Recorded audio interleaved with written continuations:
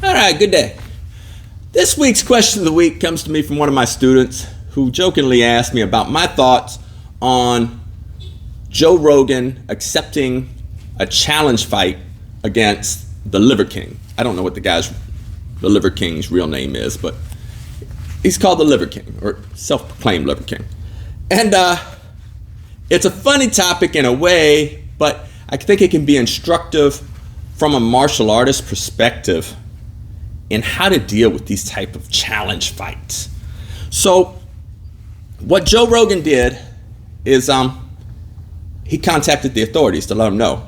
And to my understanding, the authorities arrested the Liver King because the Liver King apparently had challenged Joe on video, his YouTube channel, flew to Joe's hometown in Austin, Texas, and said, "Hey, I'm looking for Joe Rogan."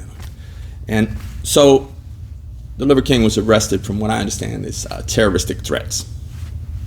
So there was various comments on Joe should have fought him. Joe's a black belt in Taekwondo. Joe's a black belt in Brazilian Jiu-Jitsu. He should have fought him. And I'm assuming everybody that's watching this knows who Joe Rogan is. But Joe Rogan is not a prize fighter. Joe Rogan is a comedian. He runs, from my understanding, the largest podcast in the world. He makes millions off of it. He's an announcer for the UFC. I know he's done some TV shows. But Joe Rogan's not a prize fighter. Like, that's not what he does. He's an accomplished martial artist. As I said, Brazilian Jiu-Jitsu black belt and also Taekwondo black belt. And I guess he used to compete in his younger days in Taekwondo. So he's very good at it. Very capable of self-defense. The Liver King, on the other hand, is he popped on the scene a few years ago. I mean, he's got an amazing like Mr. Olympia type physique, really muscular, big beard, much better beard than mine. And his claim was that he got that physique from eating raw liver and raw meat. And he'd go on his little shows and, blood coming down his face, eating raw liver. He said, that's how I got like this. And then somebody exposed him that no, he's been taking steroids for years, and then he did a little confession, and I don't think his money-making YouTube channel is anything like it was prior to being exposed as, well, just basically a liar. He didn't get that physique just eating raw meat. And the problem is, like, how many people were influenced by just eating raw meat? Like, that's a good idea, as if that's even healthy or safe in many situations, especially depending on the meat. Like, you don't want to eat raw chicken or pork. So, just dubious character. So he wants to fight Joe Rogan. And some people don't understand why Joe Rogan is not willing to fight him. So there's a couple different ways to look at it. One, from a self-defense legal standpoint, Joe did the absolutely right thing by notifying the police that this person is making these threats against him and now has showed up. I don't know where Liver King flew in from, but has showed up to Austin, Texas, whether he's going to pop into Joe's comedy club or, wherever he might find Joe to confront him. Joe has now established legal self-defense. Like, hey, this guy's coming after me. I've informed the law, and that could be very important. People are like, well, Texas has some obscure law that's a mutual combat state.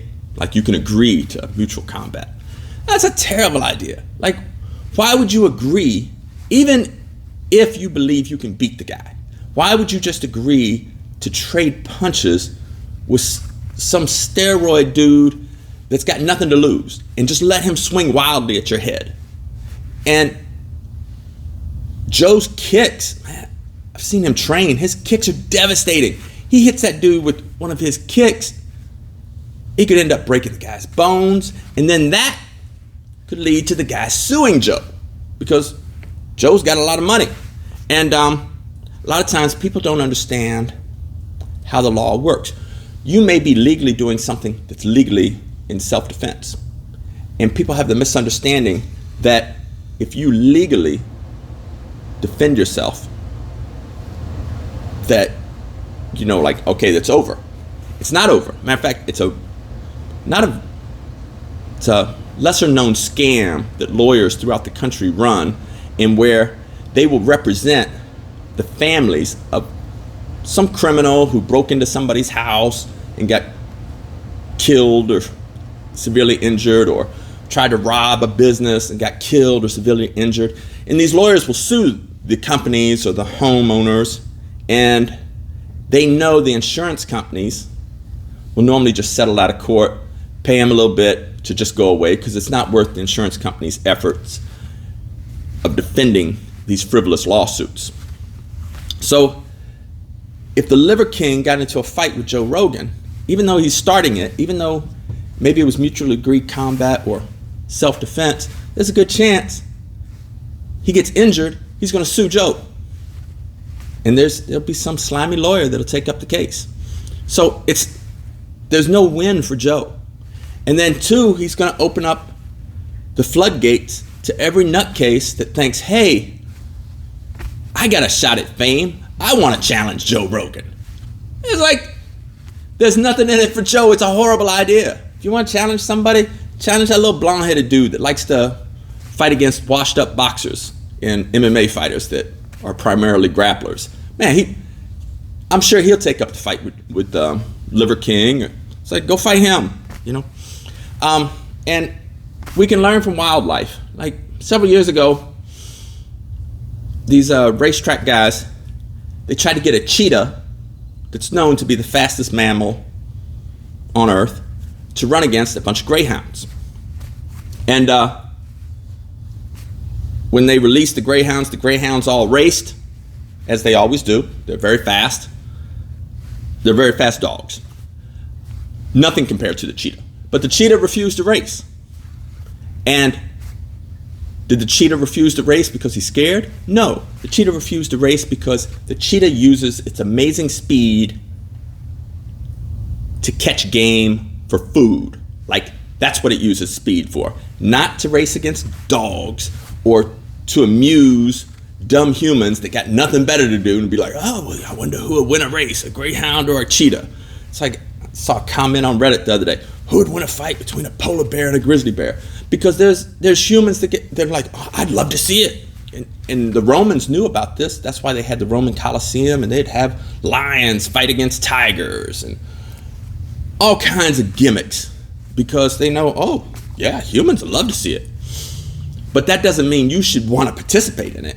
And so Joe did the right thing, not participating in this foolishness, informing law enforcement that, hey, this dude's making threats against me, and let them handle it.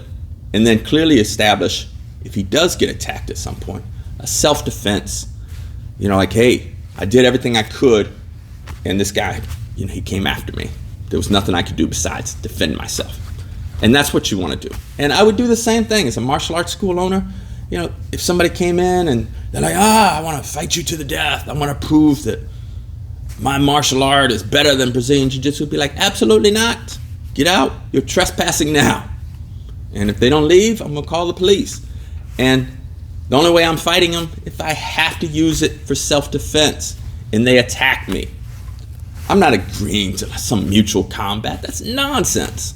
And as adults, we need to be bigger than that. Like, I know in grade school, be like, oh, you scared? You chicken? You want to fight? It's like, why would you fight somebody for no reason other than, oh, you scared? And they just want to fight you. If you got to defend yourself, defend yourself. But hey, don't be taking on needless fights that you ain't got to fight. So that's my answer to this week's question of the week. Thanks for tuning in. And got a question for next week, fire below, or any insights you have and your thoughts on this Joe Rogan Lion King thing.